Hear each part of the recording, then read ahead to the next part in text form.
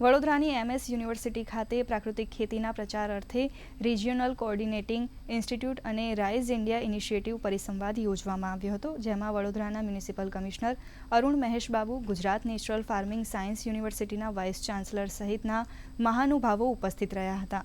જેમાં કુદરતી ખેતીને પ્રાથમિકતા આપવી, કૃષિમાં સજીવ પદાર્થોના વધતા ઉપયોગ તથા બજારમાંથી મધ્યસ્થીઓ દૂર કરીને ખેડૂતોને તેમના ઉત્પાદનોનું મૂલ્ય મળે તે અંગે ભાર મૂકવામાં આવ્યો હતો.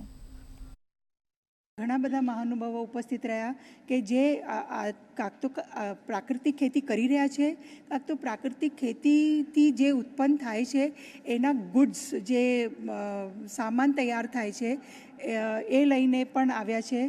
અને એક્ઝિબિશન અમે રાખી છે, જેનાથી રહીને એ સ્ટુડન્ટને પણ માહિતી પડે કે ભાઈ પ્રાકૃતિક ખેતી એટલે શું અને એના ઉત્પાદનો વિશે ખબર પડે.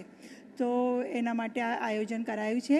આજના દિવસે ખાસ કરીને કૃષિ, ભારત કૃષિ પ્રધાન દેશ છે ત્યારે, અને એમાં પણ પ્રાકૃતિક કૃષિ અને જૈવિક ખેતી, આ બંને વચ્ચે પણ શું તફાવત છે એના ઉપર, અને ખેડૂત પોતાના ખેતર ઉપર કોઈપણ પ્રકારના બહારના બાયો ઇનપુટ અથવા તો રસાયણ કેમિકલનો ઉપયોગ કર્યા વગર પોતાના ફાર્મ ઉપર કઈ રીતે ઉત્પાદન લઈ શકે એની સુંદર ચર્ચાઓ થઈ.